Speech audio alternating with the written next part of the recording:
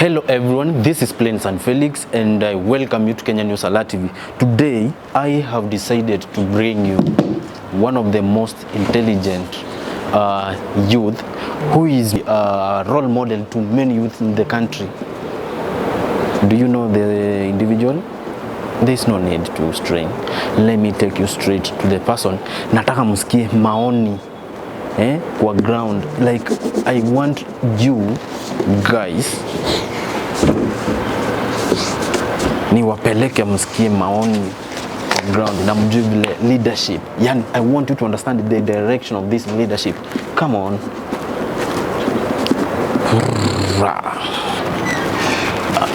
Yes.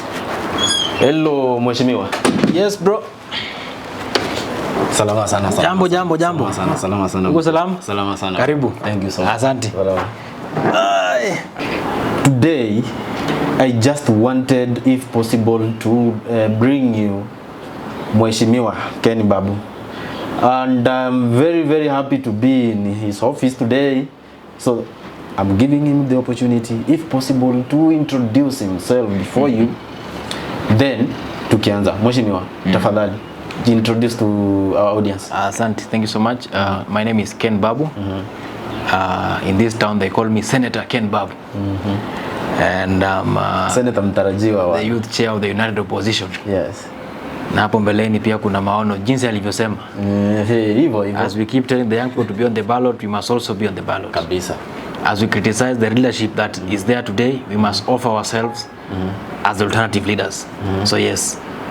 So my good leader, yesterday we saw the United Opposition wakienda kuonana na Iebc. Please, after before to get into details, what can you maybe brief us chenye kilifanyika na where you got that motivation? Unajua tuliona huko mlikuko wengi, the likes of Matiang'I, likes of Gachagua, likes of Kalonzo Musyoka, Wamalwa, where pia nilikuona. So what made you guys to just go and invade those people so early? So what happened is the opposition went to have a sit down with the Iebc commissioners, of course led by the chairperson of the Iebc, Mr. Ethekon, and the issues were on the constitutionality of the Iebc and preparation towards the 2027 elections, and of course we all aware that the timelines that Iebc have not met so far, issues around boundary delimitation, and of course they are on with the CVR progress. And we are also interested party as the opposition to get to know how are they conducting the CVR and what measures they putting in place to ensure that the young people are able to actually turn up and register. So we went there to seek clarity on specific issues, but more importantly to understand the position of Iebc on electoral malpractices and issues that happened in 2020 in the by-elections that were conducted previously. So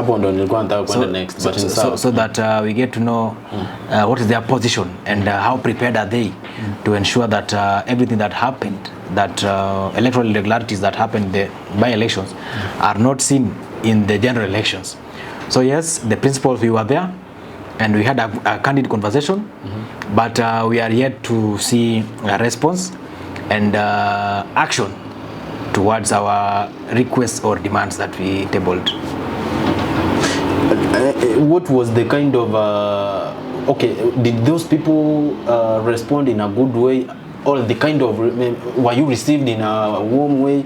Unajua kuna vile unaweza enda kuna vile unaweza enda mahali and ushtuki like even the kind of response gizenye mnapokea style yenye wana receive nyinyi, unaona, it doesn't make you people to be a little bit comfortable. How was how did they receive you guys? Well, the reception was fairly good, because we all know that Iebc is it should be an independent institution that serves both the government and the opposition, but generally all Kenyans. Well, we didn't see any sign of attitude or something, but of course you cannot tell sometimes people tend to pretend. You know, sometimes an alligator can get into the water, and if you're not careful, you think that it's a crocodile. Whereas a crocodile can get off the water, and if you're not careful, you'll imagine that that's an alligator. So of course, we are skeptical that IEBC will do the right thing, because that is what they expected to do. We've seen electoral bodies come and go, and we don't wish that Ethicon would go down the history as having been the worst of chairs that have been there before.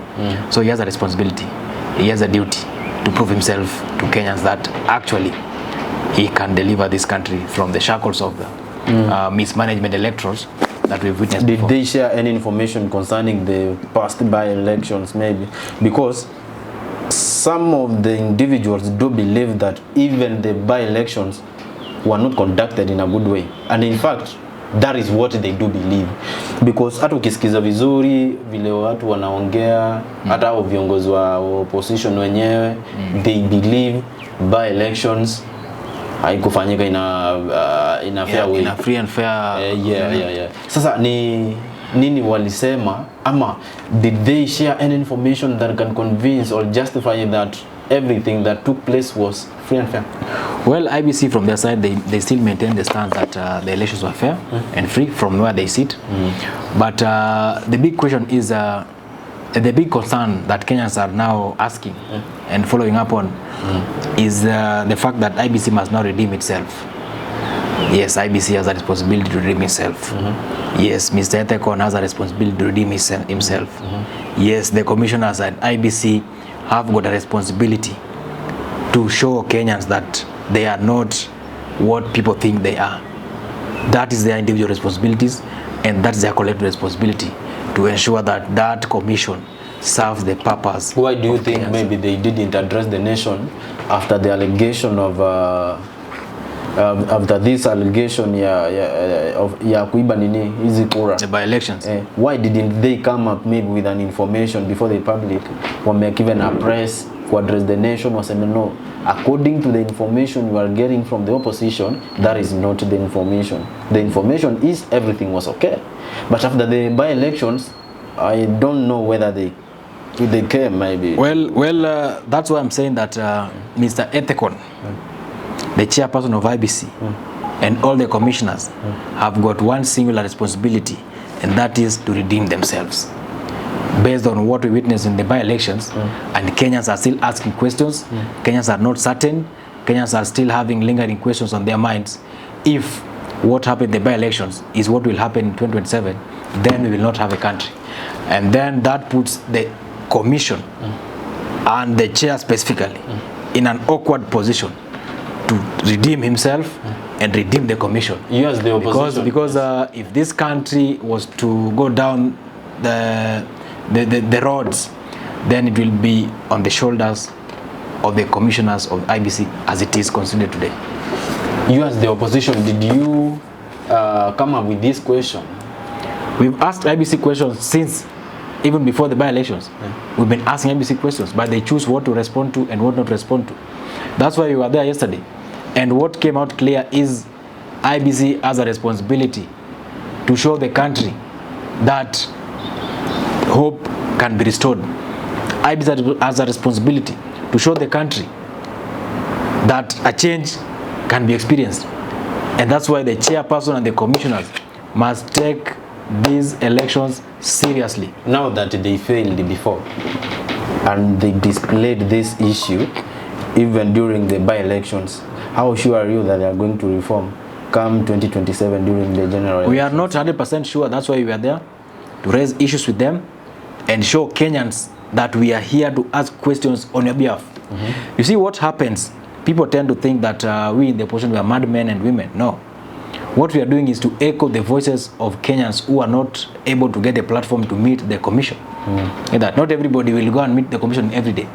But now in the platform, with the platform we have as the opposition, we can get an opportunity to sit with the commission as we did yesterday. That is where we are. That is where we are, and that's why we are saying that IEBC has a responsibility to redeem itself. The commissioner must redeem himself from what happened in the by-elections to give this country a free, fair, justifiable and credible elections. Now, what are the specific maybe demands, Balinaise's accountability and everything maybe? What are other demands that you think you may have to IEBC concerning the same? Because they will determine whether the country is going to be stable or ama waturudishe 2027. 207. 207. Yes. Thank you so much. What are some of the demands you guys have right now? Because as we speak, not all Kenyans are much maybe. I don't think maybe IEBC inaweza kuwa imewin trust ya Wakenya wengi hivyo sana. IEBC is suffering from trust deficit, and they know that. No Kenyan in this country, apart from President Ruto, nobody else has got confidence in that IEBC. Apart from President William Ruto, there is no any other person in this country today who can stand and say that IEBC will give us justice Today, and that's why we are saying that the CEO of IEBC, Hussein Majan Hussein, has overstayed in the office, contrary to contrary to what is required. And we have to understand the procurement procedure, the procurement steps of procuring ballot papers, ballot boxes, and everything that is going to be used in 2027. We are also questioning the credibility of the commission as it is, because they have shown some signs of leaning on one side. That's on the side of the government. So the IEBC, we're still going back to accountability and transparency. IEBC has a responsibility to show Kenyans that they will be responsible, they will be transparent, and they will be accountable to each and every step in the run-up to 2027 elections. But importantly, they also have a responsibility to explain to Kenyans why they have not been able to conduct the boundary delimitations, boundary reviews. And then that takes us to the government, the executive, the exchequer. Why is it that the IEBC has not been fully furnished with enough resources? Intentionality. Where's the intention of the government as far as the elections are concerned? The government is strategically delaying funding of the IEBC, cutting funds so that they cannot have proper resources to do what is needed and ensure that we have free, fair, and justifiable elections. And that is why we are saying, apart from President William Ruto, there is nobody in this country who has got faith in that IEBC. Today we heard them say that you guys, you are afraid, and in fact you are fearing. That's why you decide to do this thing in a way to convince Kenyans that you are much concerned about accountability. At the same time, you are fearing that you are going to lose. Meaning, you have got that spirit of losing, and the spirit of losing is inside you guys. And the fact is, you are going to come up with some of the excuses that you wanna maybe need to convince people with. That's why you are trying to start creating that image as now. Is that the point? Okay, what can you say about that? Let me tell you. Junaid Mohammed, I think. Junaid Mohammed, Sylvena Sosoro, that guy from the other side of the country. Ndio alikuwa anajaribu kusema, you guys, you are coming up with and Junaid Mohammed alikuwa anajaribu kusema that these people are trying to come up with some of the excuses that they want to convince people with. Because they are already in fear of losing. Let me tell you, my brother, and I want to make it public so that Kenyans can know. Kenyans must know, and they know. I just want to remind them. Kenya Kwanza regime is home as we're talking right now. Unless Kenyans get them back to the office. President William Ruto ako nyumbani. He took himself home on 25th June 2024. That is the day he took himself back to Sugoi. Unless Kenyans bring him back in 2027. And us visiting IEBC does not mean we are fearful. We are not afraid. Afraid of who? We don't have a competitor. We don't have a competitor as far as presidential elections are concerned. And there is no competitor because President William Ruto has confirmed times and times that he's not fit to be a president. And he took himself home on 25th June 2024. That is where he is right now. Unless Kenyans are going to make a mistake and bring him back. And that's why we must be careful with the IEBC. This is my question, bro. Why are you taking a lot of time to decide somebody, one person who is going to face the president? We must keep our cards secret. We must play our cards. Do you have a candidate already? Because we know the kind of a man we are dealing with. Very crooked and very evil thinking fellow. So we cannot just expose our candidate. If we expose our candidate today, number one, his life will be in danger. His family will be targeted. His friends and business will be targeted. So we must keep our candidate as a secret as possible for his own safety. At the moment, do you have one? We have a candidate.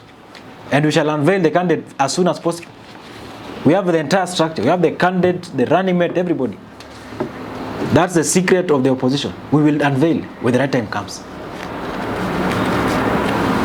And the candidate will be the favorite of Kenyans. Because we've done consultations with Kenyans. What can you tell these guys, most of the youths who are maybe enjoying this platform of platform yenye President Ruto and try to share nyota?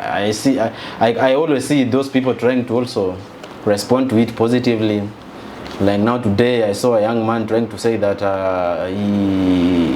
he had never touched 220,000 shillings before. Now, this is a historic moment yenye ili happen kwa life yake. So you see, somebody like that one ni mtu mwenye ashakuwa brainwashed na pesa already. So do you think maybe this issue is going to affect some of those perspectives that you think that are supposed to be considered mostly when it comes to choosing the right way? 25,000 is a lot of money. That one I can acknowledge. But so for a young person who has not, or who doesn't have employment. But the question is simple. The government has created an employment environment deliberately so that they can bribe and hoodwink the youth with that 25,000.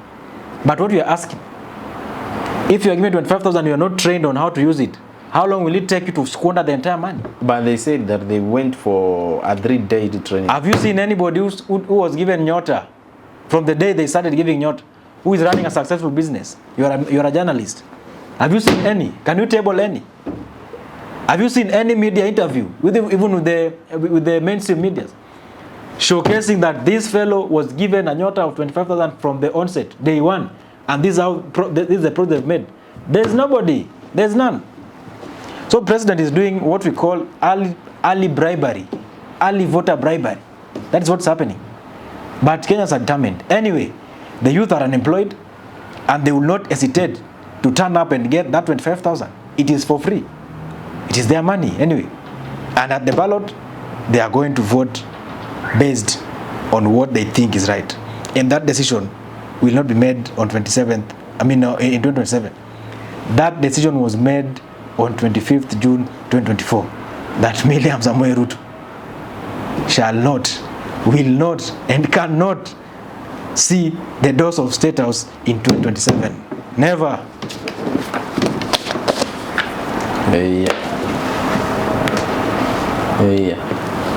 There is a question yenye I'm feeling that you didn't answer it to satisfactory. Junet Mohamed vile alijaribu kuzungumzia hii story ya kuogopa kwenyu. To an extent you are going to look for IEBC.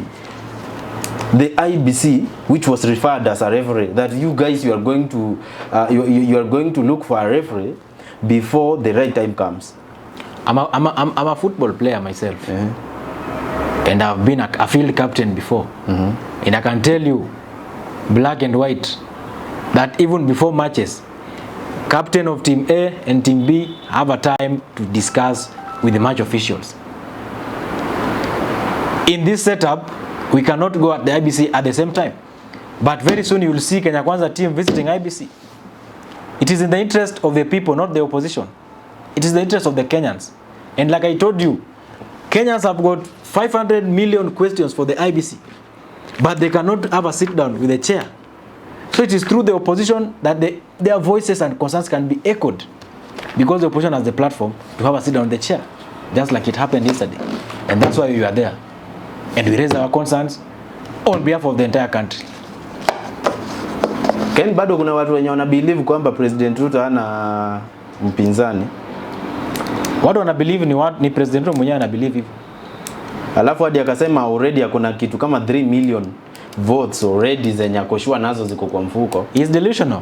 What do you think of a man who has not been able to run a country? Imagining that he has got some extra 3 million votes somewhere. Where? He's getting delusional. And it's high time he wakes up from that sleep. Because Kenyans will wake him up badly, with proper beating, if he doesn't wake up. What do you think should be done to control deaths come 2027? Because we have seen a lot of things. The only thing that can be done is the president to act right. He's the one with the responsibility to act right. Simple question. In 2013, the president or Iebc?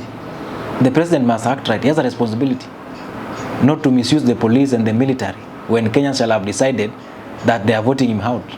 Secondly, Iebc must ensure that they announce what Kenyans have decided, and Kenyans knows where they are going to put their votes. And that decision was made, like I said earlier on 25th June 2024, 3 years before elections. 3 years before elections. Anyway, let me give you an opportunity maybe to talk to Kenyans a little bit and tell them something to Malaysia. Thank you, Kenyans. What I want to say is I want to talk to Iebc. I'm very specific to Iebc. And I want to ask Iebc simple questions. Today, as I'm seated here, through my phone, I can buy and sell a vehicle worth 40 million just through my NTSA account. I can go into my e-citizen account and apply for police clearance certificate, apply for NSSF, apply for NHIF. I can apply for all that I need through this gadget. What is it that is so difficult in Iebc to integrate their system to allow Kenyans to register as voters through e-citizen? That is the question. You must be intentional. You must be intentional. The chairman of Iebc and the commissioners, you must be intentional. 6.3 million voters will not just wake up at your doorstep. You must improvise. We are in the technical and digital era. The youth are tech savvy. If you don't have enough manpower, the Gen Zs are willing to volunteer to come and help you develop a system that will enable them register as voters from their doorsteps. Lastly, what makes you think that a young person who wakes up and makes money online at the comfort of their bed will go outside to start looking for some funny registration center hidden somewhere in the villages? You must delocalize and decentralize the registration centers. Put up at least 4 centers in each and every constituency as we look into ensuring that your system is technically integrated so that people can register as voters from their comfort zone. Finally, to the president, the country is looking at you. You have very few months to decide whether you will throw this country to the dogs or you will return it to Kenyans. But your decision was made on 25th June 2024. Kenyans, just as you decided on 25th June, William Ruto is at home unless you take him back to office. Thank you. Anyway, thank you so much. Ladies and gentlemen, thank you so much for your time. And I really appreciate for your support, in fact. So, Mr. Ken, thank you so much, sir. Karibu. I really appreciate. Asante. And I hope everything will be okay. Sure. Wherever we might be, whatever we might engage in, any kind of activity that we need to do is all about building the country and minding about the future. Yes. So, ladies and gentlemen, wherever you are, don't try, if possible, to make any judgment that that you think that it wanna make somebody lose life, somebody lose property, or make anybody have a sleepless night or sleepless moments. Because all in all, we need this country right before and after 2022. Anyway, thank you so much. for your time. Goodbye.